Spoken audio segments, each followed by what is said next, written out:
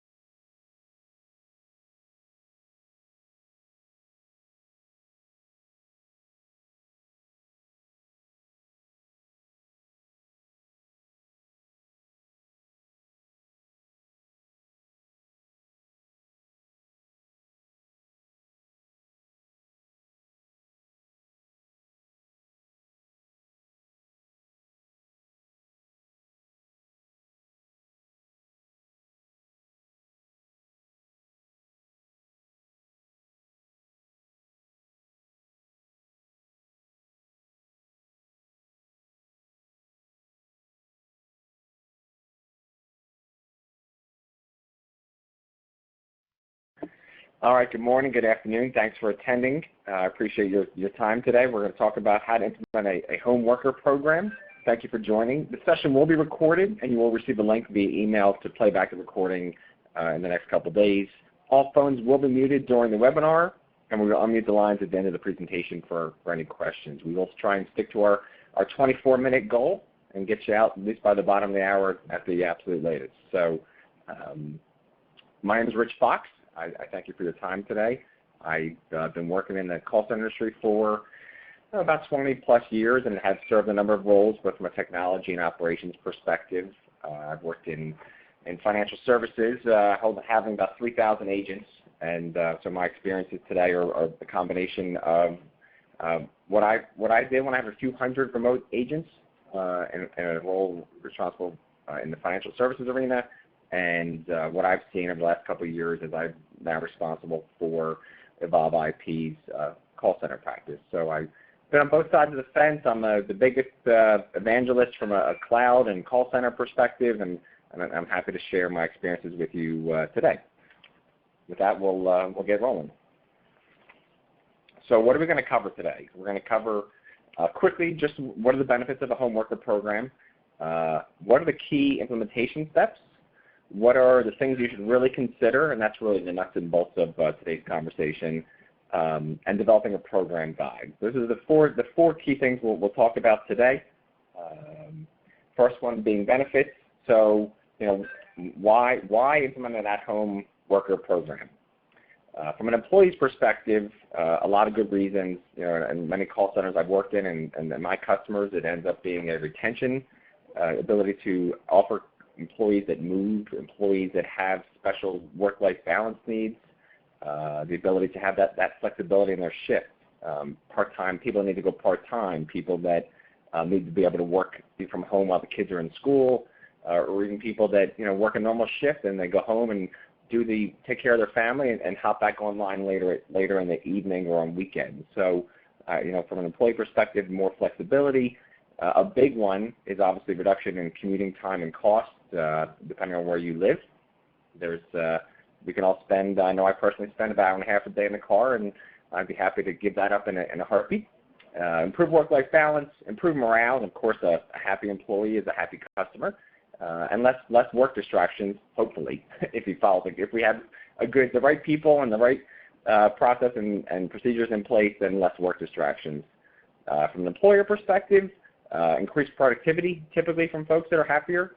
A big one these days that I'm seeing with our customers is tapping into a larger candidate pool. So especially in the world of cloud call center, extending calls to anywhere across the country is very easy, and I have a lot of customers who've taken advantage of being able to tap into people from around the country versus just their own geography. Hopefully higher retention from those happy customers, less reasons for people to call out on Mondays and Fridays. And in reality, I've had some customers even shed some facilities and move towards a remote at-home worker program as a conscious overhead, cost reduction activity.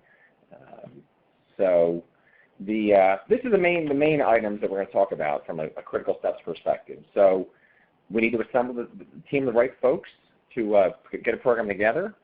We got to define the right policies and expectations for our staff. We got to get a good technology solution. The program guide, what I call a program guide, has all the documentation, the details and expectations for the employees. Obviously, you got to pick the right people and the right leaders. Not everyone is a candidate to work from home.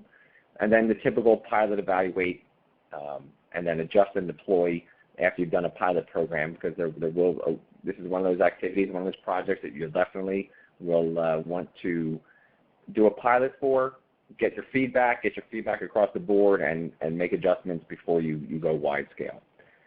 So what are those? Let's talk about those critical steps. So assembling the team, in my experience, having someone from an HR or personnel area to worry about some of the policies around the employees that there's some new expectations and some new conversations to be had that you may not have had before, that some of the HR people need to provide some guidance on. There are definitely some legal and financial issues that need to be considered, so having the right representatives from those departments, and we're going to talk about all these. You definitely want to have some of your top agents, your senior agents and supervisors engaged in the process to help make sure that we're setting the right expectations and communicating appropriately and really looking at it from the frontline agent perspective. And of course, you need some folks on the technology side of the house that can help make the right technology decisions along the way. So the defining policies and expectations, I've broken this down in a couple of different areas. Let's starting with the physical environment. So a couple key points on this slide. And we'll send out these slides, so don't feel like you have to take notes or write stuff down or take screenshots. We'll send them out. Having a separate work area is absolutely critical. Something that you may not think about, but this is ideally located in a separate room with a door. I've had employees with dogs barking, kids in the background, fire trucks, even a passing train. So, you definitely want to find a place where they can get locked away with a door, not locked away, but a door from a sound perspective. You want them to have a comfortable work environment that's somewhat, ergonomical. They can't be sitting on the couch or spending 8 hours sitting on a folding chair day after day. You don't having backaches or typing issues due to a poor work environment. They need a comparable working position that is ergonomically friendly.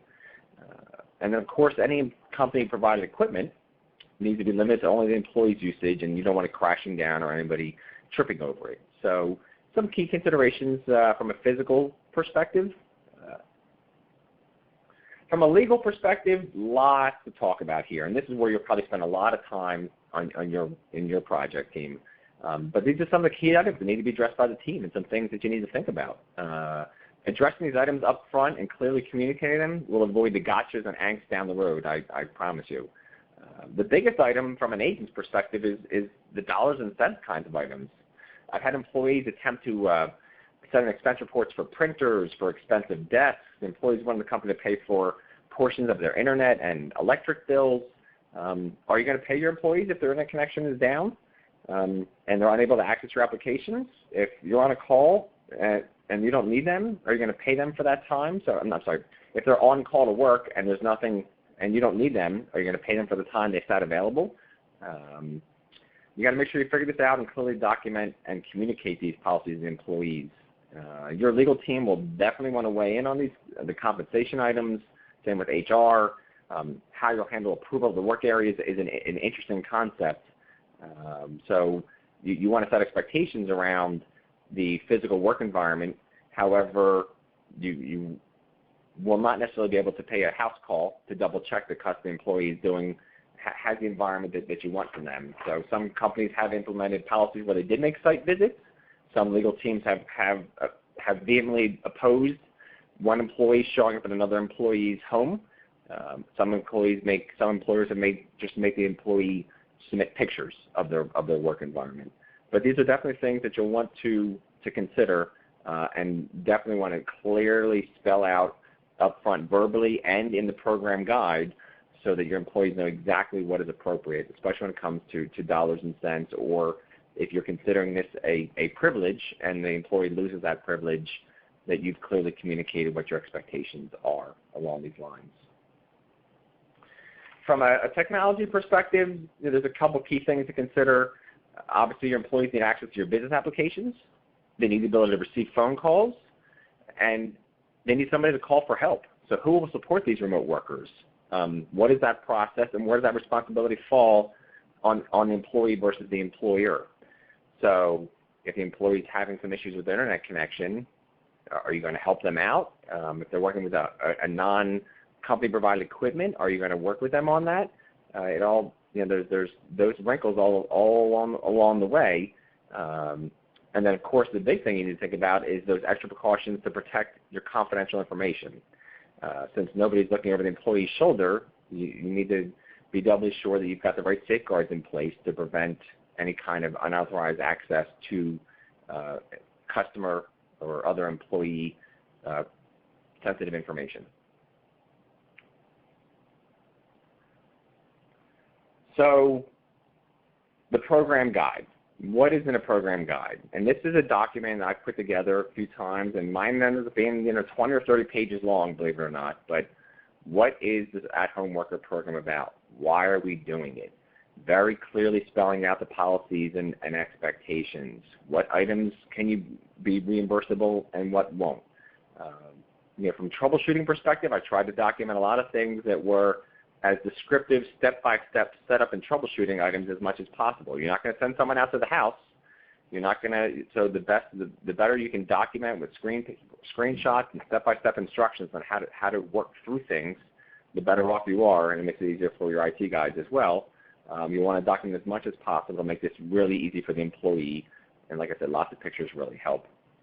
From a support perspective, will they follow your standard support procedures? Do they get extra help? Do they get a special number?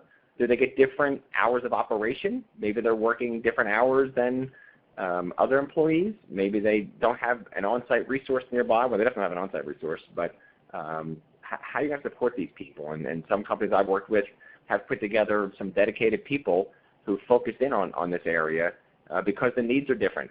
And they end up, people sort of feel really trapped and helpless when they're at home and they can't work.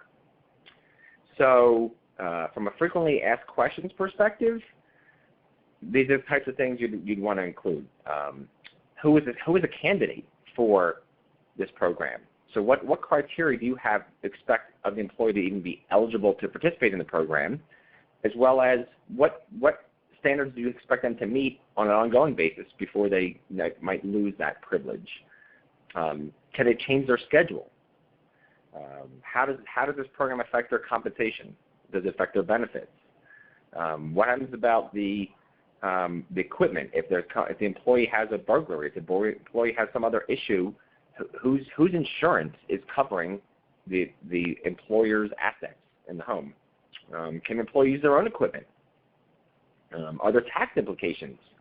If I work from home and I'm no longer in a corporate office, is there tax implications on me? All things that you really want to nail down so that like I said, there's no ambiguity in the end. From an at-home agreement perspective, this is another one of the key things. You've captured all the policies, the procedures, the expectations, reimbursement criteria. You've fully documented them.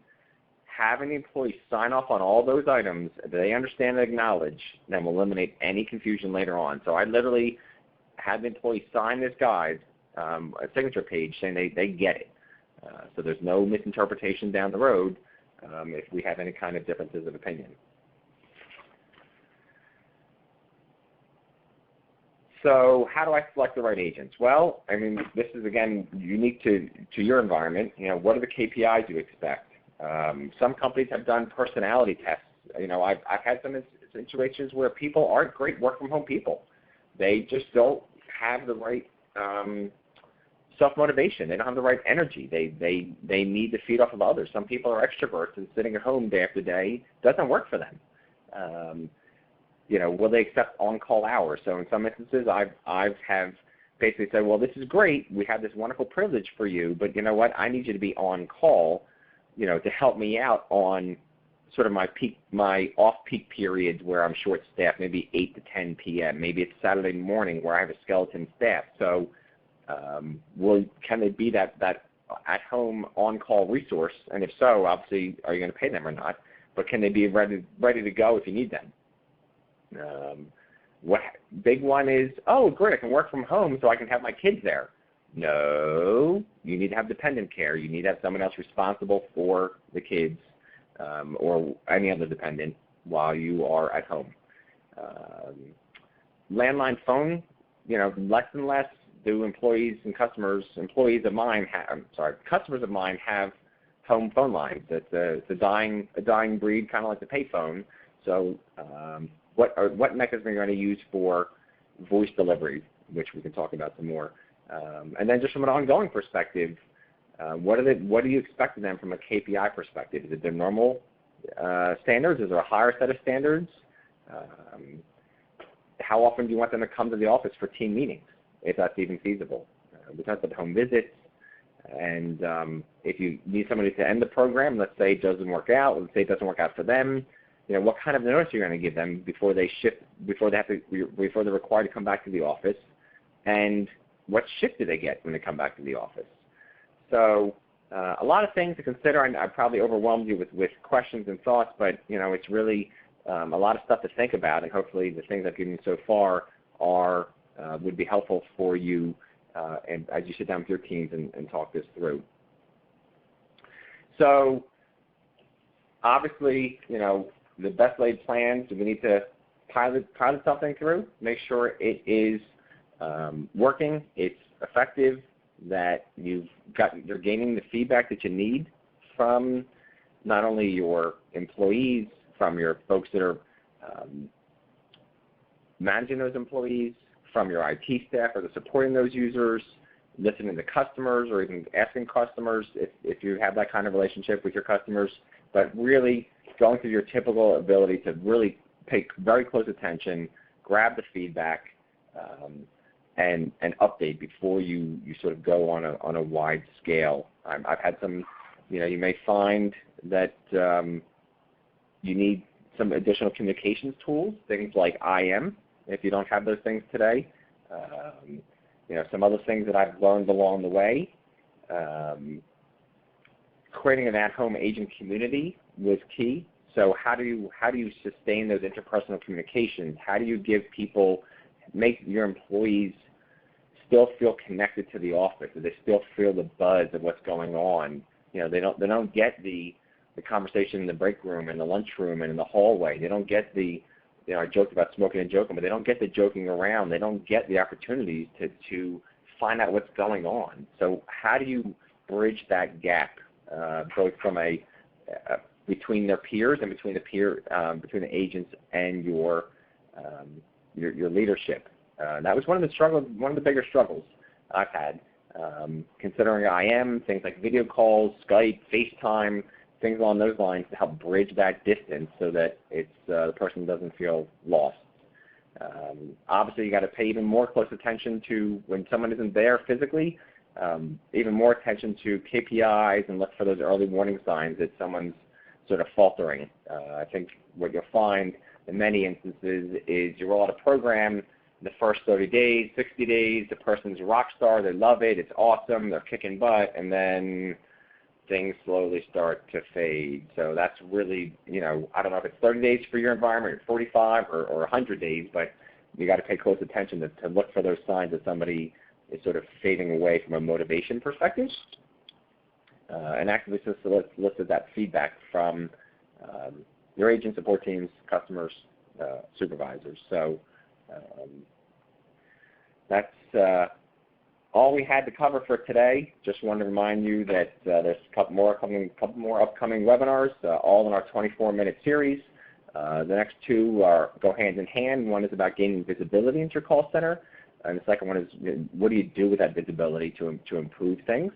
And the last one is essential deployment considerations when moving to a cloud call center. So some of the lessons learned that I've experienced while here at Evolve IP that will benefit any of you that are considering moving to a cloud call center. So I know we were about 20 minutes in. I will open up the phone to in 1 second for questions. Give me 1 minute.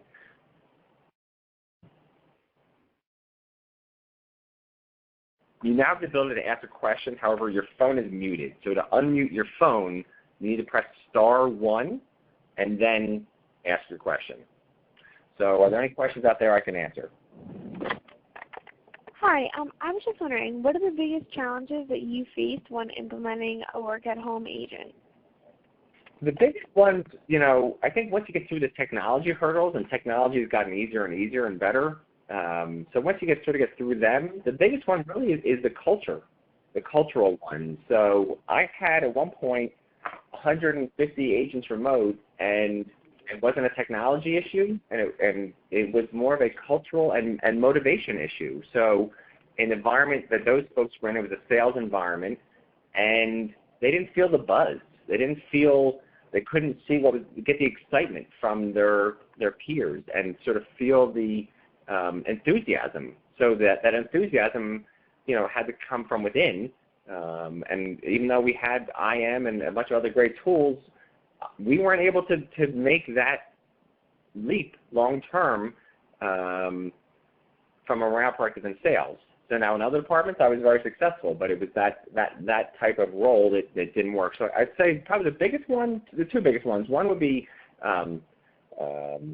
sort of the cultural piece of things, and then the other piece is just getting the right technology and support in place. So getting the technology that you can get them secure access to their business applications, good access to their phone calls, and then there will be issues. So a good way to get these people back functioning so that they're not struggling at home alone, because not everyone is the most technology savvy to be able to troubleshoot their own issues, and they become more and more dependent on you or the organization for that kind of IT support. Does that answer your question? Yes, thank you. Are there other questions out there I can answer? Yes, I have a question. How do I make sure that my customers don't experience call quality issues with our work-at-home program? Well, that's actually a great question. So, one of the things that I mentioned earlier was about landlines and mobile phones. So, one of the decisions made along the technology track of this initiative for you is how are you going to deliver calls to the employee at home?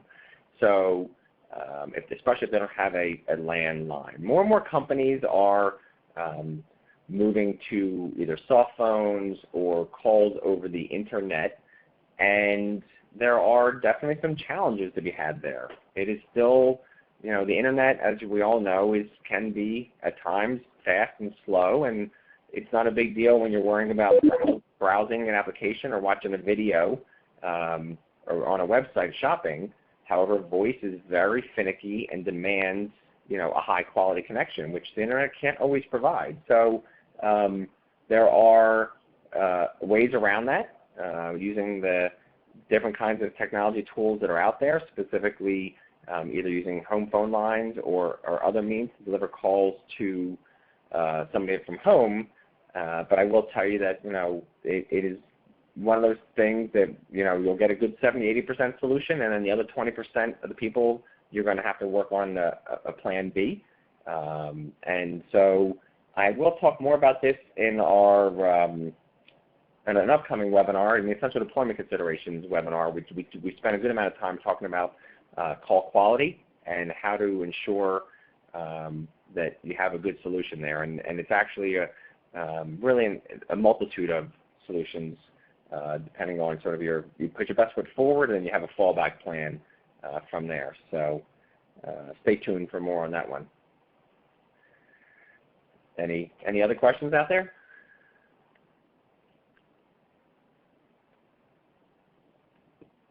All right. Well, then, thank you very much for your time and your participation. We hope you found the webinar valuable. We will send out an email link. It includes a recording within the next day or two. Thanks again, and have a great day. The moderator has left the conference. The conference will now end.